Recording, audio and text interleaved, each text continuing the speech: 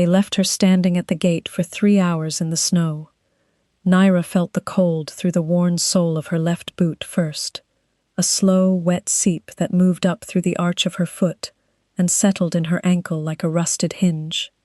She did not shift her weight. She did not press her arms tighter across her chest, though the wind off the northern ridge was the kind that found seams and worked through them with patience. She stood the way she had learned to stand in 11 years of being the thing no pack wanted to claim, which was to say, she stood with her chin level and her eyes open and her spine carrying every pound of what she was without apology. 3 hours. 22 wolves crossed through that gate in that time. She counted them because counting was something her hands could not do and her mind needed work. 22 wolves crossed through and not one of them stopped. Most did not look. 2 did look, and one of them smiled, and it was not a kind smile. The gate itself was wrought iron, black, 8 feet high, worked with the crest of the Vorthal pack. A snarling wolf's head with its jaws open wide, fangs crossed, and beneath it, the single-word motto hammered in old script, unbroken. Naira had read that word when the cart dropped her off 4 hours ago. She had read it and said nothing, because she had learned that too, when to say nothing. The cart had gone. The snow came in sideways now, the kind that stung the jaw and settled in the hollow of the throat, and Naira watched the iron wolf's head and breathed through her nose and waited because she had no other available action. She was 23 years old. She weighed, at a rough estimate, 46 kilograms, which was not enough. Her hair was brown, and her eyes were the pale grey-green of river ice, and she had been told on 3 separate occasions in her life that she was not unpleasant to look at, though all 3 occasions had been immediately followed by something terrible, so she did not set much store by the observation. She had arrived here as tribute. That was the word used in the formal documents her previous alpha, Cresswell of the Dunmere pack, had signed with his heavy ring and his indifferent hand. Tribute. The Vorthal pack had absorbed 3 smaller packs in the last decade, and the price of peace was always something the absorbing pack named and the absorbed pack paid. Dunmere had paid in timber rights for 2 years, then in breeding stock, and then when those were exhausted, Cresswell had remembered that he had an unclaimed omega gathering dust in the eastern cottage, and he had signed her name into a box and sent her north on a cart with 14 silver coins and a blanket that smelled of dog. The 14 coins were in the small pouch at her hip. The blanket was around her shoulders. Naira had no illusions about what she was here. She was not a gift. She was a remainder, the thing a man signs over when he has run out of things he values. She was aware that this was meant to wound her. It did not wound her the way Cresswell had intended, because she had spent 11 years becoming something that could not be reduced to what other wolves thought she was worth. She had a skill. She had the skill, and nobody here knew about it yet, and that fact was the one warm thing she carried into this cold place. The gate opened at the 3-hour mark. Not because anyone had decided to admit her. It opened because a man came around the interior corner of the eastern wall and stopped when he saw her and looked at her for a long moment, and then without a word pulled the bolt. He was old, maybe 60, with a face like a hatchet that had been used hard and put away wet. White hair cropped close to his skull, a leather vest over a wool shirt, both worn to the color of old earth. He moved like a man whose joints had been broken and reset too many times to be vain about the process. He stood in the gap of the open gate and looked at her, and she looked back, and neither of them said anything for a moment. Then he said, "You're the Omega from Dunmere." "Yes." "Cresswell's." "Not anymore." He looked at her for another beat. Then something shifted at the corner of his mouth that might have been the architectural beginnings of approval. He stepped back and held the gate. "Torvin," he said. "My name is Torvin. I run the kitchens." "Naira," she said, and walked through. The Vorthal stronghold was built from black basalt cut out of the ridge above it, and it sat in the valley like a fist. That was Naira's first thought, walking through the gate and down the stone-paved lane toward the inner courtyard, that it looked like something clenched. The towers were square and unadorned. The walls between them were thick enough to walk along their tops 3 abreast, and someone had placed iron torch brackets every 4 meters along the length of them, each one burning despite the daylight, which told you something about the place's appetite for fuel, and what that appetite said about power. She memorized 6 things about the courtyard layout in the first minute, because that was a habit from years of arriving in places where she would need to know the exits. The well was near the north wall, the stables were on the east, smell of hay and warm horse breath cutting through the cold. 3 doors in the southern wall, one wider than the others, a wood stack against the west wall, well covered, deep enough to last the winter, a set of stairs leading to the wall walk, ungated, and the great hall doors directly ahead, oak and iron, closed. Torvin walked ahead of her without looking back, which she respected. He was not hurting her. He moved as if he trusted her to follow, and she did, because she had nowhere else to go, and because she had made a calculation about him in the first 30 seconds that marked him as something she might eventually be able to work with. The courtyard had a small number of wolves moving through it, 3 guards on the wall walk, 2 people crossing from the stable toward what looked like a storage building with flat, purposeful strides, a woman shaking out a heavy rug over a rail near the southern wall, who looked up at Naira, and then looked at Torvin, and then looked back at the rug, with the specific efficiency of someone who has decided this is not their concern. Naira did not take it personally. She took nothing personally in the first hour of a new place. She was cataloguing. Torvin led her not to the great hall, but around it, along a narrow path that ran between the hall's east wall and a low outbuilding, and through a door that opened into the warmth and noise of the kitchen. It hit her like something physical, that warmth. The smell was bread and rendered fat and wood smoke, and beneath those things, the copper bite of blood from a hanging carcass, a deer, cleaned and quartered against the back wall. Naira's body made an involuntary accounting of itself in response to that warmth, and what it found was that she was very hungry and moderately cold and slightly beyond the edge of what she would call fine. She did not allow any of this to show on her face. The kitchen was large. 2 long preparation tables of scrubbed pine, blackened at the edges from years of candles, a hearth wide enough to roast an ox, currently fitted with 2 heavy pots on iron arms and a flat griddle stone, a bread oven built into the left wall, its door propped open, the inside glowing. 8 people working, or 9 if you counted the boy of maybe 12 who sat on a stool near the hearth turning a spit. They all looked at Naira when she entered. Torvin said, "This is Naira, Omega from Dunmere. She'll be assigned quarters in the East Wing." He said it with the flat tone of a man reading off a supply manifest, which meant he was telling them something was true, and how they processed that truth was their own business. Several of them looked away. One woman, broad-shouldered, gray-braided, with hands red from work, and a manner like a closed door, held her gaze for 3 full seconds, and then said, "She needs to eat." "Yes," Torvin said. "She's been standing at the gate since dawn." The broad-shouldered woman looked at Naira with something that was not sympathy exactly, but was perhaps its first cousin. She pointed at the near end of the preparation table and said, "Sit." Naira sat. The woman put bread down in front of her, hard crust, soft inside, still warm enough that the steam lifted off it, then a bowl of something thick and brown and serious-smelling. Naira ate with care and without haste, because haste was a signal, and she was done sending signals. She ate and she listened, and in the 12 minutes it took her to finish the bowl, she learned that the broad-shouldered woman was called Aldith, and had been in the Vorthal kitchen for 19 years, that the boy turning the spit was Aldith's nephew Pell, and was 11, not 12, and that there were 3 things you did not do in this kitchen. You did not waste. You did not take Torvin's knife without asking.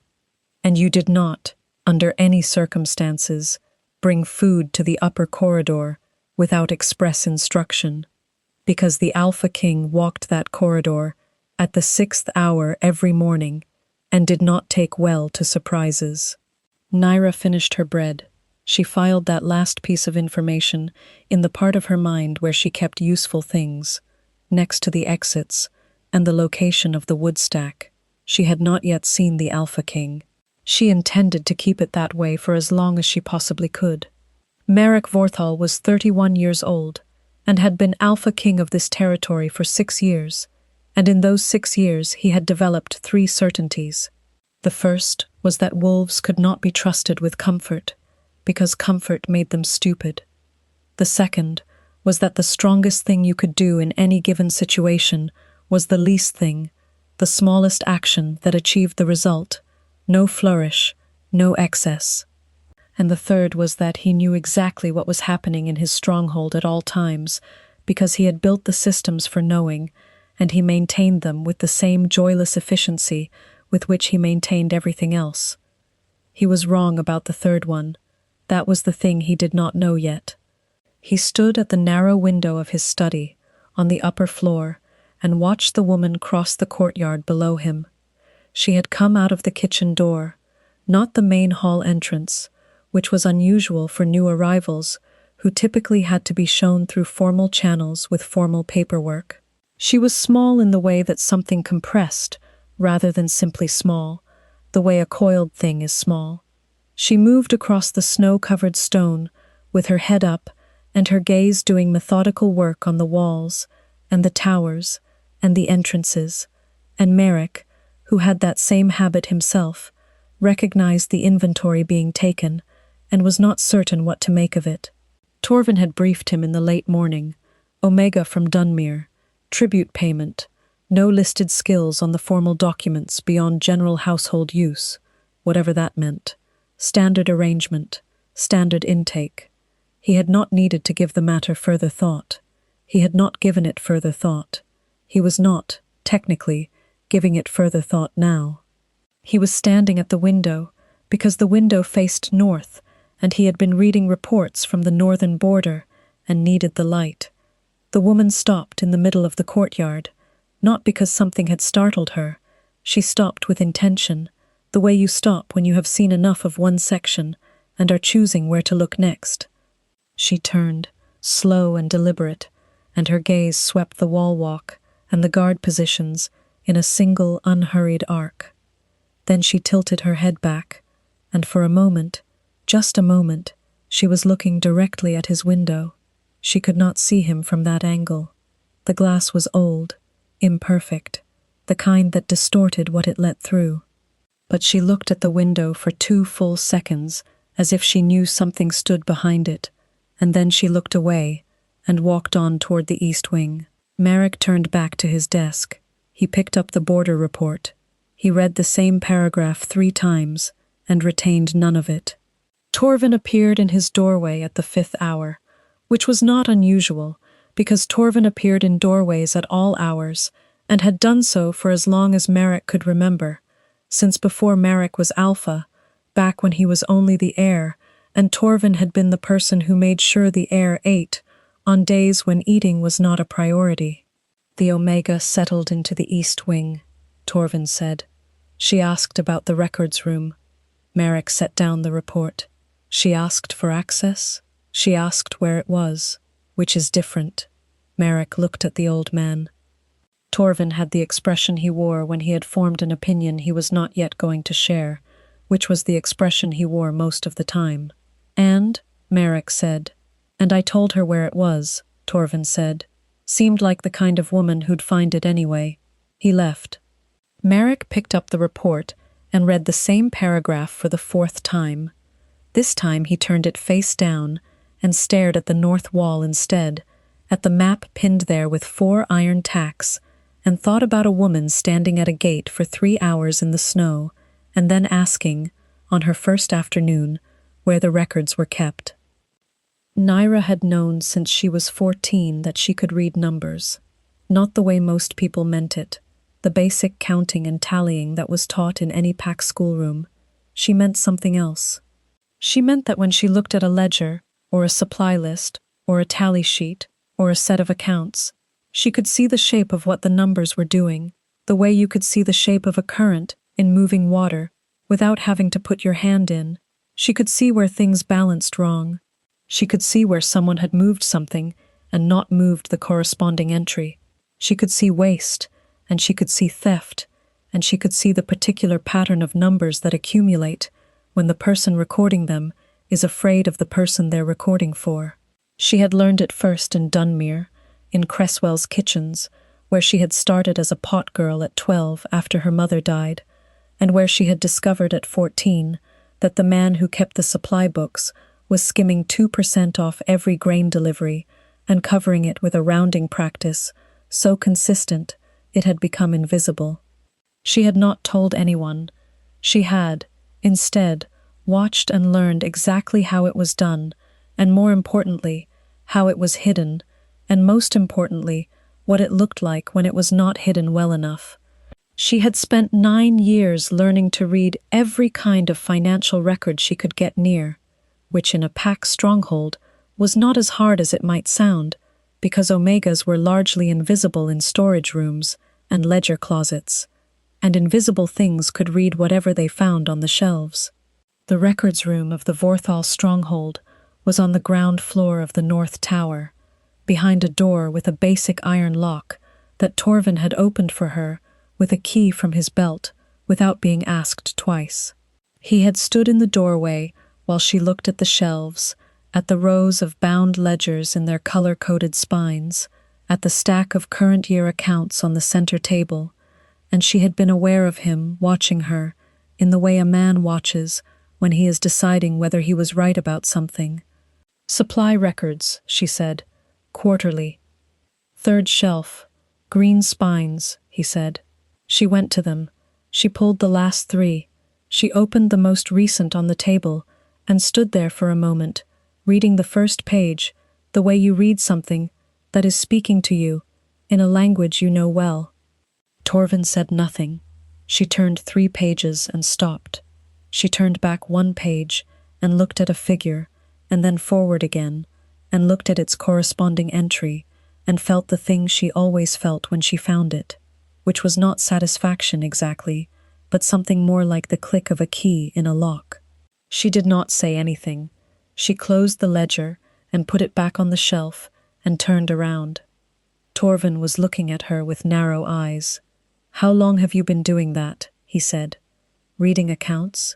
"Since I was 14, and in Dunmere, for 9 years. Unofficially." He was quiet for a moment. Outside the narrow window of the records room, the wind had picked up and was throwing loose snow against the glass, in a sound like thrown sand. Then Torvin said, "What did you find?" "I don't know yet if I found anything," Naira said. "I found something that needs a closer look. I'll want to know," he said. "I know," she said. "That's why I told you." He nodded once, a single dip of the hatchet face, and stepped back from the door. She remained in the records room for the next 2.5 hours. She pulled 9 ledgers total. She built a picture in her head with the methodical patience of a person who has learned that the picture will not form if you try to rush it, and what the picture showed, at the end of 2.5 hours, was a gap. Not a dramatic gap, not a gap that anyone not looking for it would ever find. 43 kilograms of salted pork per quarter, across 6 quarters, recorded as received and recorded as disbursed, with the disbursement destination listed as Northern Outpost Provisioning. But the Northern Outpost Provisioning logs, which were on the 4th shelf in brown spines, showed 43 kilograms of dried fish per quarter for the same period. The outpost was receiving one thing and the records said another, which meant that somewhere between the supply docks and the North Tower, 258 kilograms of salted pork had gone sideways. Naira replaced the last ledger and stood in the quiet records room and thought about what she had and what she did not have, What she had was a discrepancy. What she did not have yet was a cause, a direction, a clear line from the discrepancy to a name and a motive and a method. She did not rush this part. She put on her coat and walked back to her room in the east wing, which was small and cold and contained a cot and a chest and a window that looked out over the stable roof. And she lay down on the cot and stared at the ceiling and thought through the numbers again until she was sure she had them right. She was sure. She closed her eyes and slept for 4 hours, which was all she allowed herself, and in the morning she went back to the records room and began again. The trouble with the supply steward was that he was well liked. Naira understood this within 2 days of beginning her quiet survey of the stronghold's social topography. Renfell was a large man, wide through the shoulders, with a laugh that carried across a courtyard and a habit of remembering the names of children, which was the kind of social currency that purchased enormous goodwill in any pack. He had been at Vorthal for 11 years. He had outlasted 2 previous Alpha regimes. He was 44, which in pack terms meant he was settled and known, and essentially part of the architecture. The wolves of the stronghold trusted him the way they trusted the basalt walls, as a given. This was useful to know.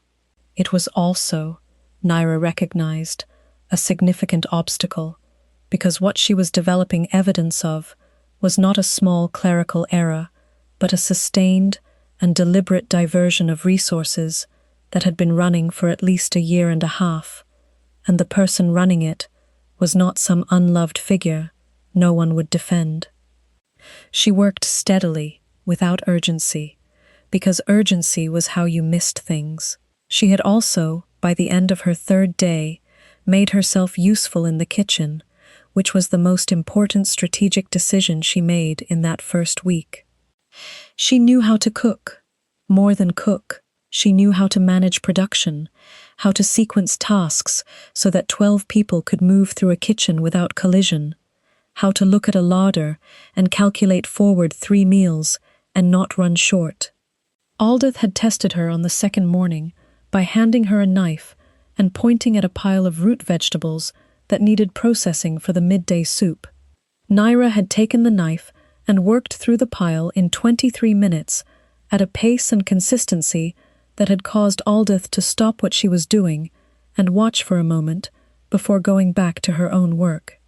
By the end of that day, Aldith was giving her tasks without preamble, which was the closest thing to an acceptance the woman was apparently capable of expressing. Naira ate her meals with the kitchen staff, said little, listened carefully, and within 3 days had a working map of the stronghold's internal politics. There was the Alpha King, Marek, who was spoken of the way people speak of weather, as a force that existed and determined conditions, but was not a participant in normal social life. There was his second, a man named Draven, late 30s, square-jawed, who seemed to carry a grievance about something and wore it in the set of his shoulders. There was Renfell, genial and present, and there was a shifting cast of guards and kitchen workers and stable people and craftspeople who formed the working body of the place and kept it running through the kind of daily labor that empires depend on and rarely acknowledge. On her 4th day, Naira walked past Renfell in the courtyard. He was coming from the direction of the supply dock with 2 men she hadn't seen before, visitors by the look of them, their horses still outside the gate, their boots carrying the particular mud of the eastern road. Renfell was smiling, his broad face open, one hand extended in the warm gesture of welcome. He glanced at Naira as she passed, and the smile did not waver, but something behind it did, something small and quick as a fish, turning in shallow water. She had not met him formally.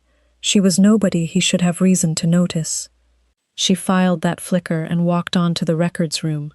On her 5th day, she found the 2nd gap. This one was smaller, 12 kilograms of rendered fat, listed as spoilage across 4 separate entries, each of them timed to weeks, when Torvin had been unwell and away from active kitchen oversight. The fat did not show up in the spoilage disposal records, which Torvin kept himself with a precision that Naira had come to understand was a point of personal pride for the man. It was a small gap, but it made the first gap worse, because it demonstrated method. Someone was timing their extractions. Someone was paying attention to oversight patterns and working in the gaps. That required both access and patience. That ruled out opportunism. She sat in the records room with a stub of candle and added this to what she had, and what she had was beginning to resemble a case. On her 6th day, she encountered Draven. He appeared in the doorway of the records room in the late afternoon and leaned against the frame with his arms folded and looked at her with the flat assessment of a man who has been sent to determine something. "What are you doing in here?" he said. "Reading," Naira said. "I can see that." "Reading what?" "Supply records." Torvin asked me to cross-check the winter provisioning figures. This was technically true, in the sense that Torvin had not asked her, which was not the same thing as asked, but was enough. Draven held the flat assessment for another few seconds. "You don't have access to those records." "Torvin gave me the key," she said. She held it up. Draven looked at the key. He looked at her. He looked at the open ledger on the table. He unfolded his arms and pushed off the door frame.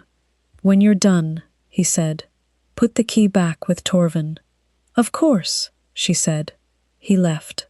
The silence came back into the room, and Naira listened to it for a moment, then turned back to the page. Draven went directly to Renfell. Naira did not know this for certain in the moment, but she had the shape of the thing clearly enough in her head that she could infer it, the way you can infer a current from the way the reeds lean, without seeing the water move. Renfell would know, now, that there was an Omega in the records room with a key and an intention. He would be deciding what to do about it. She had maybe 2 more days in the records room before access became a problem. She spent those 2 days building the case into something complete. It was 258 kilograms of salted pork, 12 kilograms of rendered fat, and what she found on her last afternoon, cross-referencing the purchase ledgers with the supply intake forms, a further 17 units of pressed oil, purchased on record but never logged as received.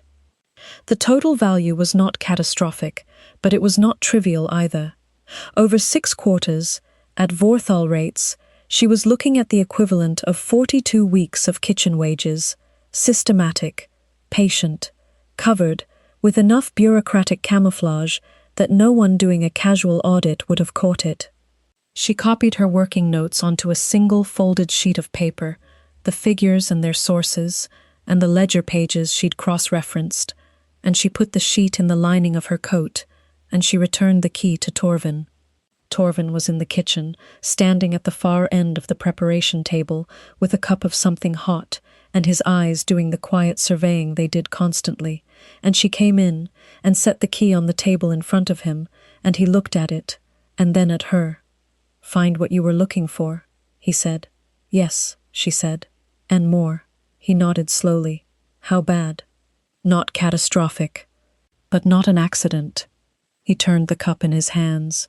The kitchen was emptied out at this hour, the midday rush over, and the evening prep not yet begun, and Pell was the only other person in the room, quietly stacking dry wood near the hearth with the focused effort of someone who has understood that the current conversation is adult, and that his job is to be professionally elsewhere within earshot.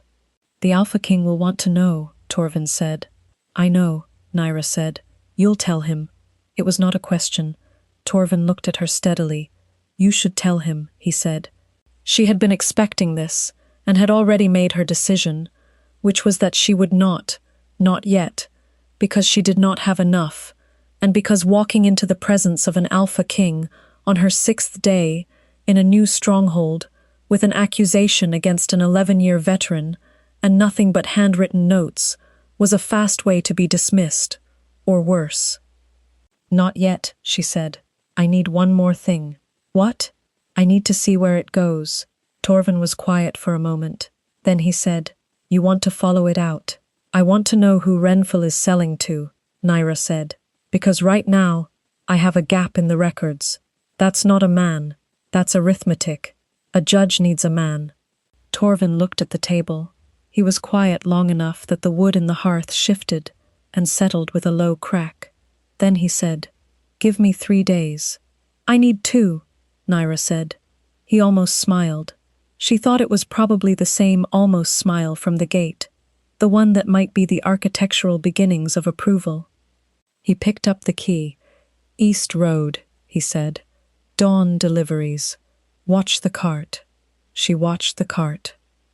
The next 2 mornings, Naira was up before the 4th hour, moving quietly through the east wing corridor and out through the kitchen door, in the grey dark, before the main household stirred.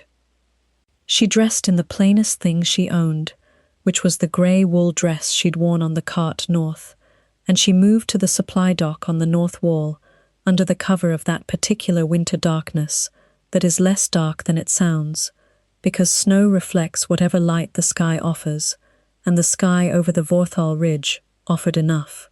The supply dock was a loading platform extending from the north wall's interior face, accessible from the lane that ran around the outside of the stronghold by a set of double doors wide enough for a cart.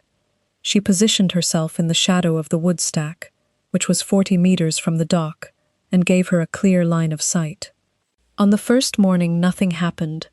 A carter arrived at the 4.5 hour with a load of milled grain, correct and documented, accompanied by Renfell himself, who supervised the offload with his normal affable thoroughness. Nothing diverged.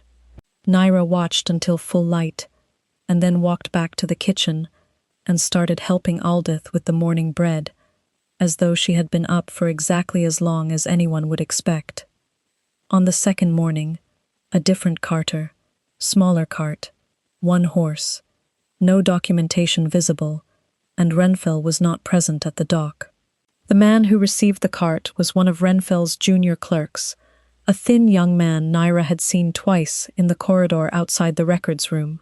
The carter transferred 3 medium crates from the back of the dock into the back of the cart, with quick, practiced movements, and the clerk handed over a small leather satchel, and the cart left. The entire transaction took 11 minutes. The crates bore the Vorthal supply mark on their lids. She had seen that mark on the supply intake shelves.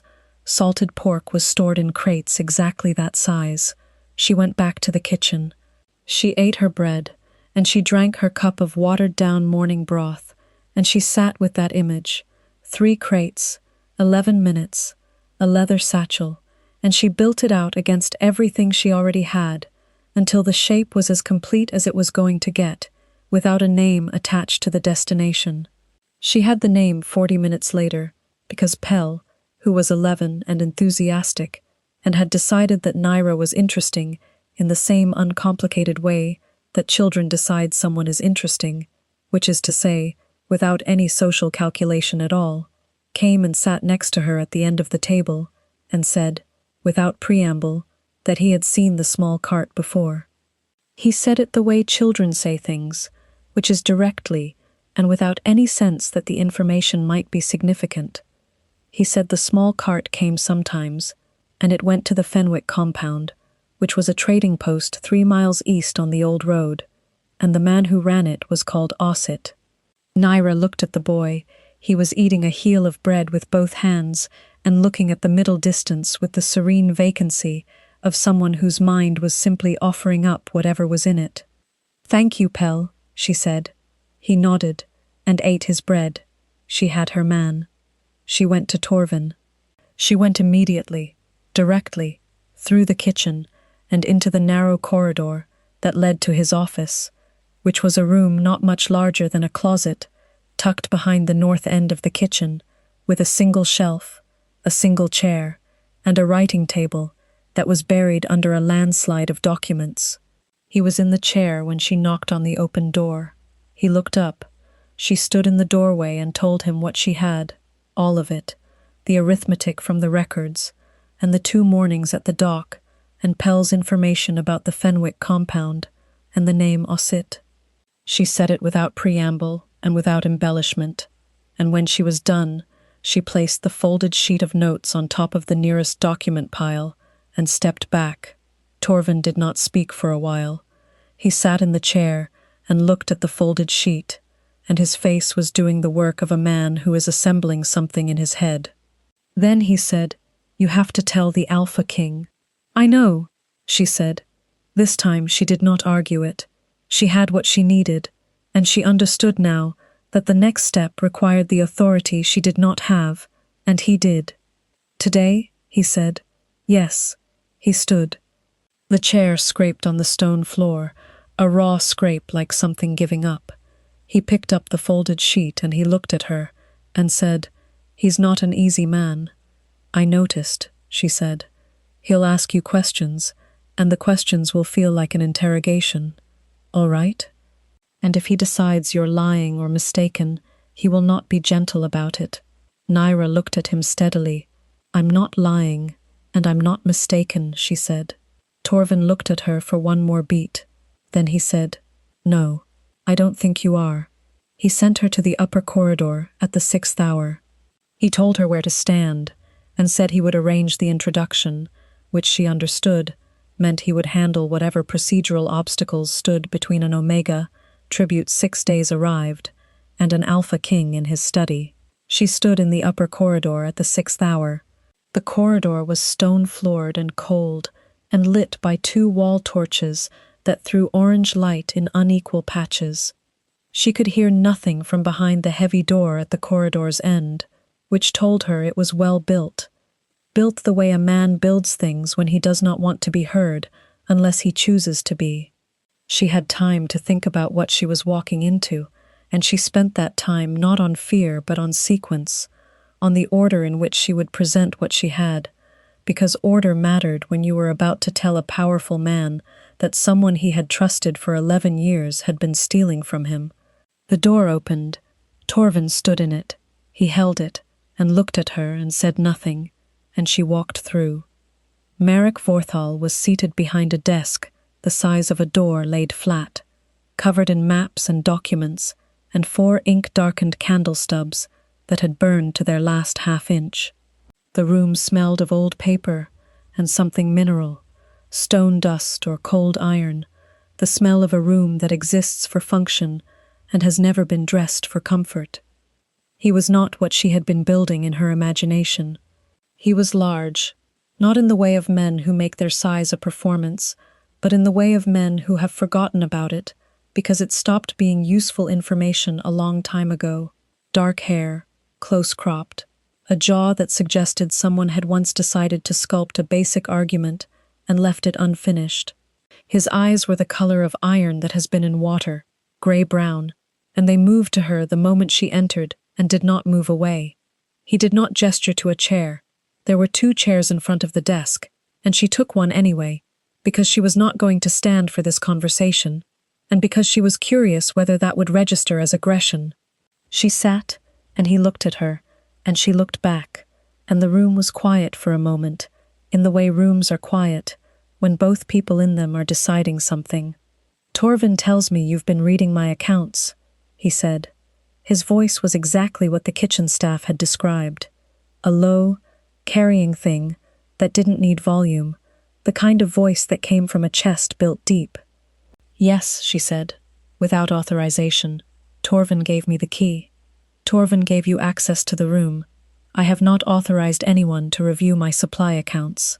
He said it flat, without heat, which was more interesting to her than if he had said it with heat. "Someone should have," Naira said. "Several months ago." The silence was specific. It had a shape to it, the shape of a man who is deciding whether to be angry or attentive. She watched him choose. He chose attentive. Barely. "Tell me what you found," he said. She told him. She went through it the way she had organized it in her head, from the first discrepancy in the quarterly pork records, to the fat spoilage timing, to the pressed oil purchases, to what she had watched at the dock on the second morning. She had the folded sheet of notes in her coat, and she placed it on the desk, without getting up, sliding it across to within his reach. He did not pick it up immediately. He listened until she had finished, and she watched his face through it, and his face was nearly still, but there was a line between his brows that deepened on the dock information, and deepened further when she said the name, Osset. He knew the name. She noted that. "You said Fenwick Compound," he said. "Yes, 3 miles east." He picked up the folded sheet. He read it. He was a careful reader, his eyes moving in the specific way of someone who is not reading for meaning but for error, looking for the place where it does not hold. She sat and waited. The waiting was the part she was best at. He set the sheet down. He looked at her. "You've been in my stronghold for 6 days," he said. "Yes. And in 6 days, you identified a theft that my own steward did not." She said nothing, because the statement did not need her response. He understood this. He looked at the sheet again. Then he said, "Why? Why did I look? Why did you tell me?" She held his gaze. "Because it's your house," she said, "and someone is taking from it." He was still for a moment. The iron water eyes held steady on her. "That's the whole answer? That's the whole answer." He looked at the map on the wall for a moment, the one with 4 iron tacks, and she had the impression of a man reordering something internal, shifting the arrangement of certainties, like furniture in a room that has changed size. Then he said, "You'll be moved out of the East Wing." She understood that could mean many things in a place like this, and she made herself wait for the next part. "You'll have a room adjacent to the records office," he said, "with access." She looked at him. "And a title?" she said. "Something formal enough that Draven can't block my way." Something moved in his face. It was not quite a smile, but it was in the neighborhood. "Supply auditor," he said. "Temporary, pending verification. Verification of the Fenwick connection. Verification of everything," he said, "including you." "That's reasonable," she said. She stood. She held out her hand for the folded sheet. He looked at her hand. He looked at her face. He picked up the sheet and placed it in her hand, and his fingers were briefly warm against her cold ones, and then they were not. "I have one question," he said, as she turned toward the door. She stopped and looked back at him. "You left Dunmere as a tribute payment," he said. "You arrived here with no standing, and no title, and no allies, and no visible reason for anyone here to listen to you." He stopped. The pause was deliberate. "How did you plan to make me listen?" She looked at him for a moment. The torches threw their orange light across the maps on his wall, across the iron gray of his eyes, across the unfinished argument of his jaw. "I had the numbers," she said. "Numbers don't lie, and they don't need an introduction." She walked out. The verification took 4 days, and proved everything she had said, and several things she had not had enough evidence to include. Torvin oversaw it with 2 trusted guards and a rider sent to the Fenwick compound under the pretext of a routine trade inquiry, who came back with information that put Osset at the intersection of 3 other supply routes from 2 neighboring packs, none of them Vorthal. Renfil, confronted with the ledger pages and the dock record from the second morning and the name of his buyer, did not deny it. This was the thing Naira had not predicted, not because she had expected him to deny it, but because the absence of denial had a texture she had not encountered before in the people she had seen caught doing what they should not. He sat in the room where Marek had put him, which was one of the storage rooms on the east side, not a cell, but not nothing, and he said, "The Omega found it." Not a question, not an accusation, just a statement of fact that seemed to absorb him more than the fact of being caught. She was not in the room when he said it. She heard it from Torvin, who had been present, and who told her with the flat expressionlessness of a man reporting weather. She was in the records room, adjusting the quarterly entries to reflect the corrected figures, and noting the discrepancies in a formal record that would serve as the legal accounting of what had happened. It was exacting work. She was good at it. The stronghold around her shifted in those 4 days in ways she felt rather than saw, like the shift in air pressure before a weather change. Word moved the way word always moved in a closed system, faster than official communication, and shaped differently. She was aware of eyes on her in the corridors, the particular quality of attention that is not hostility, but recalibration. People who had walked past her in the first days now stopped, or made slight adjustments of posture, or found reasons to be in the same corridor. Aldeth gave her a better knife from the kitchen block on the third day without explanation, setting it down next to her at the preparation table and walking away. Draven she did not encounter. She had an idea that Draven was busy being whatever a man like Draven was when the ground shifted under him.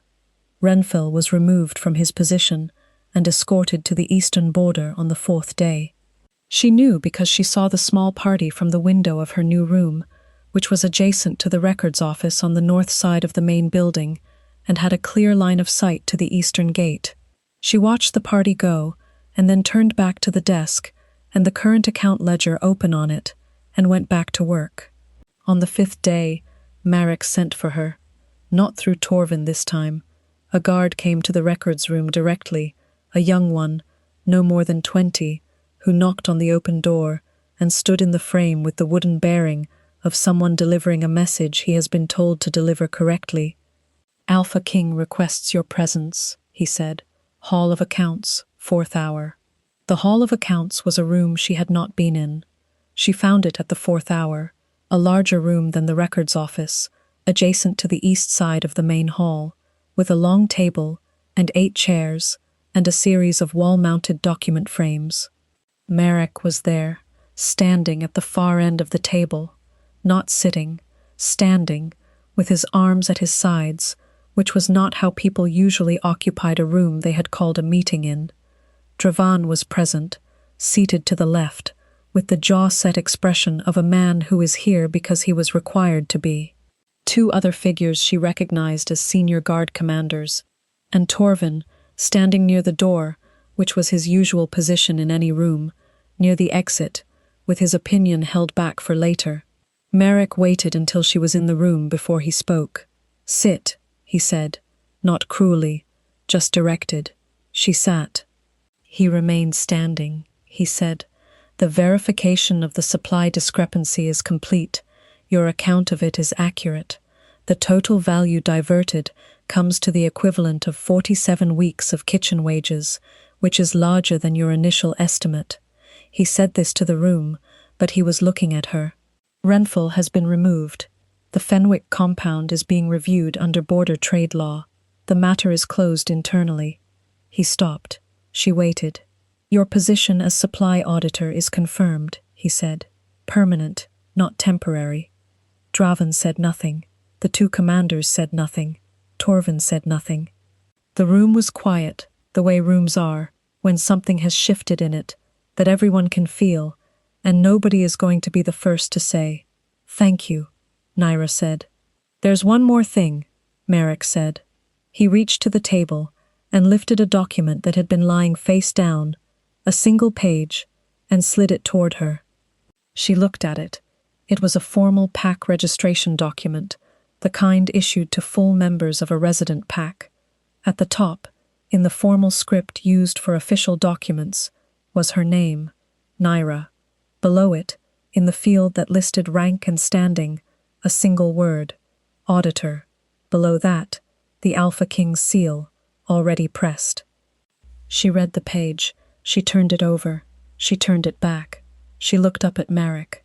"This makes me a member of the Vorthal Pack," she said. "Yes," he said. "On your own standing. Not as tribute. Not as burden. On the standing you've earned in the last 10 days. 10 days. She had been here 10 days. She looked at the document, and she thought of Cresswell, of his heavy ring pressing into the wax of another document entirely, of a cart heading north, of 14 coins and a dog-smelling blanket. Then she folded those thoughts and set them aside, because they belonged to a closed account. "I'll want full access to all financial records," she said, "including the capital reserves. You'll have it, and direct reporting authority to you, not through Draven." Marek's expression did not change, but something in his posture shifted, a settling, the way a heavy thing settles when it finds the surface it belongs on. Direct reporting, he said. Agreed. She picked up the document. She folded it once and placed it inside her coat, against the lining, in the place where her notes had been. She stood. Then I'll need to start on the capital reserves tomorrow, she said. There's a pattern in the quarterly food ledgers that may have a corresponding entry in the reserve drawdowns, and if it does, we're not finished. She turned and walked toward the door, and she heard behind her, quiet and low, and moving through the stone floor like a current through water, the sound of Marek Vorthal beginning to speak again. Naira. She stopped without turning. Well done, he said. It was 2 words. It was the first time he had used her name. She walked out. 6 weeks passed. The records room became hers, the way a workspace becomes a person's, through accumulated small adjustments, the lamp positioned for her sightline, the reference ledgers, arranged in the order she accessed them, rather than the order they'd been shelved in, a spare ink bottle in the left drawer, and a second candle stub, ready for the long evenings. She found 3 more irregularities in the Capital Reserve ledgers, smaller than Renfel's diversion, but none of them innocent, and she documented each with the same methodical thoroughness, and presented each in writing to Marek, who read her reports with his door closed, and sent back single-line acknowledgments in his own hand that were terse and precise, and said exactly what she needed to know. She saw him most often in passing, in the corridors or the courtyard, where he moved with that quality of taking up the space he needed, and no more, and he would stop when their paths crossed, and ask a specific question, never small talk, always a direct line into whatever she was currently working on. She gave direct answers. He listened. He left. She thought about him more than was strictly professional. She noticed this and assigned it to context, to the fact that he was the first figure of authority in her life who had met her competence with more competence rather than with dismissal or appropriation, and that this was, she understood, a low bar, but the body did not always know that the bar was low. It kept responding to him as though the bar were high. Torvin noticed everything. He said nothing directly, but he began engineering small adjacencies, finding reasons for her to consult documents that required the study on the upper floor rather than the records office, appearing in corridors at moments when Marek was also in them, timing the delivery of Naira's reports to coincide with Marek's afternoon hours.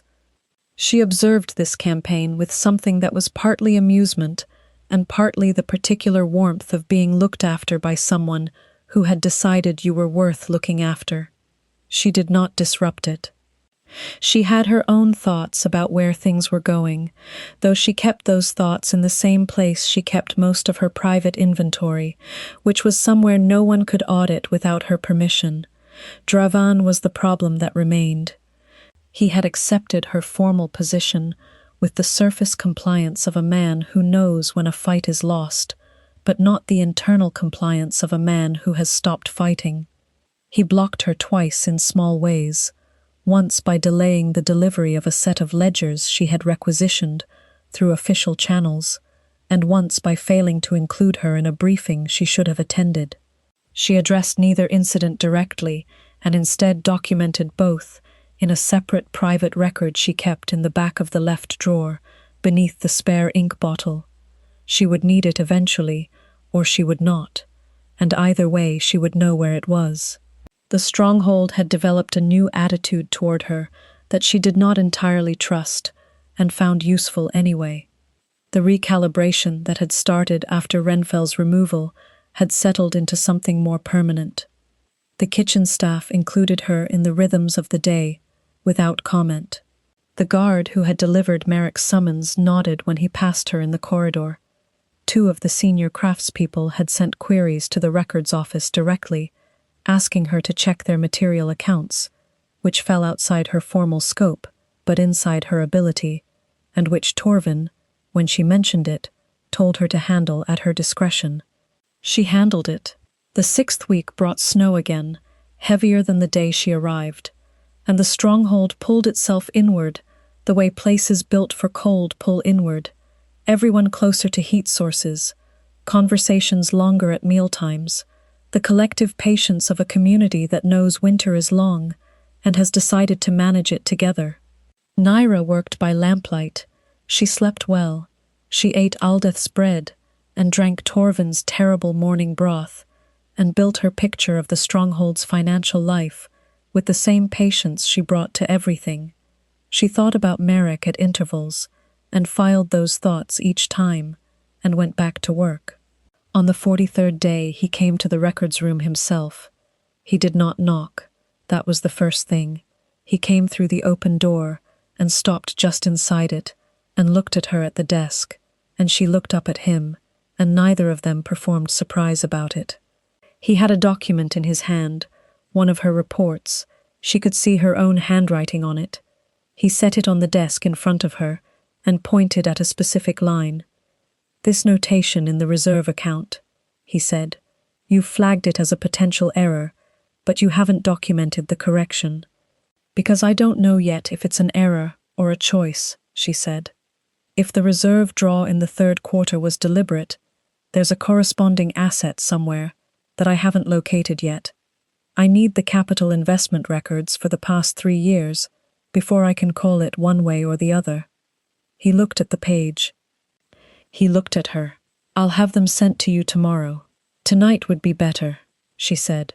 He looked at her steadily. She had become, in 6 weeks, better at reading his face, which was not a face that gave much, but gave consistently to someone paying attention. What it gave now was something she had not seen there before. Not the listening quality, which she knew, and not the assessing quality, which she also knew, something without those clean edges. He said, "Tonight," and she understood it, as an agreement, and also as something else, a word spoken into a room that had become quieter than it had been a moment ago. He did not leave immediately. He stood at the end of the desk and looked at the spread of ledgers and notes, and the lamp and the second candle, and the arrangement of things that had become hers, and she watched him look, and did not fill the silence. Then he said, "You've been here 43 days. Yes. You've corrected 4 years of accumulated errors in the supply accounts, 3 substantial ones, and 8 minor ones. You've done it without being asked, and without being thanked." She said nothing, because that statement was its own kind of question, and she wanted to hear where it went. He moved around the end of the desk, not behind it, to the side of it, 3 feet from where she was sitting. He looked down at the open ledger, and then at her, and she tipped her face up to look at him, and the lamp threw its uneven light between them.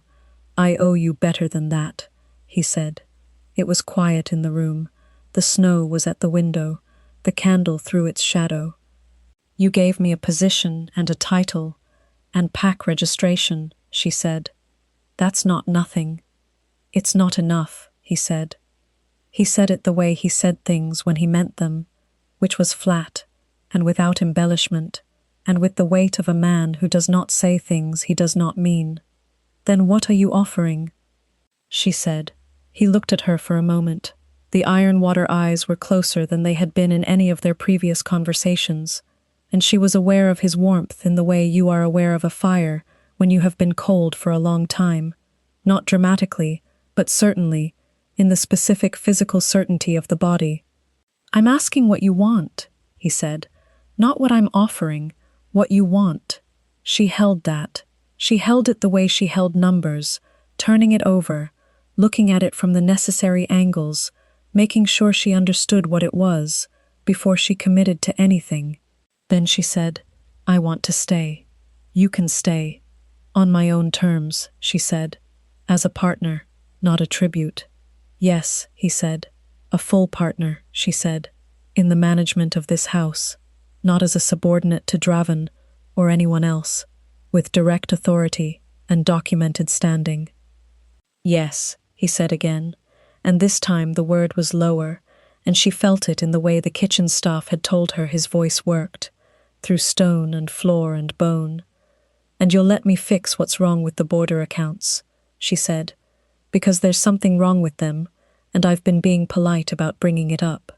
He made a sound that was not quite a laugh, but was the shape a laugh leaves in the air, around a man who does not laugh often. Yes, he said. Fix the border accounts. She stood. They were close enough now that standing changed the geometry of it, and she looked at him from a height that was a foot below his, and neither of them moved backward. His hand moved to the desk edge beside hers, not touching but adjacent. The woman who left Dunmere, she said, was a remainder, something signed over when there was nothing valuable left. He said nothing, which was itself a line of dialogue. That's not who's standing here, she said. No, he said, it is not. His hand moved and covered hers on the desk, warm and certain, and she turned her hand over and let it, and they stood in the lamplit room, with the snow at the window, and the ledgers spread between them, and the whole winter still ahead. She had arrived here with 14 coins and a dog-smelling blanket, and the one warm thing she had brought inside herself, the knowledge of what she could do. She had not needed the coins. She had barely used the blanket. The knowledge had been enough. It had always been going to be enough. Before the title, there was the gate. Before the standing, there were 3 hours in the snow. Before Marek understood what had walked through his iron doors, there was the moment he turned from the border reports he was not reading and looked at a woman in a courtyard cataloguing his exits and thought she was nobody and was wrong. He had believed she was a remainder. He had no idea what he had let through his gate. What he had failed to understand was this: you cannot dismiss someone who has already decided what she is worth, and what she had decided was worth more than he had, and she had simply waited, steady and cold and unhurried, for the world to agree. She had stood at that gate for 3 hours. She had eaten bread. She had found the theft in the numbers before anyone thought to hand her the ledger. She had dictated her own terms in a room that was supposed to have only one authority in it. And on a winter night, with snow at the window and his warm hand over hers, she had chosen to stay, which was a different thing entirely from being kept. This is a story about what endurance looks like when the person enduring refuses to call it suffering. If you came here for a heroine who waits to be rescued, you came to the wrong story. Naira didn't wait. She counted. She proved something important in every scene of this script, and if it moved through you the way it was meant to, you felt the moment it clicked into place. If you did, like this video, because it helps more people find stories like this one, share it with someone who knows that the person everyone overlooked usually turns out to be the most dangerous one in the room. Subscribe if you want to stay, and turn on notifications so you don't miss the next one. Leave a comment and tell me this: when Naira told Marek she wanted to stay on her own terms, instead of waiting for an apology, did she make the right call? Or was there something she should have demanded first? I'll be in the comments. The ledgers are balanced. The gate is open from the inside now,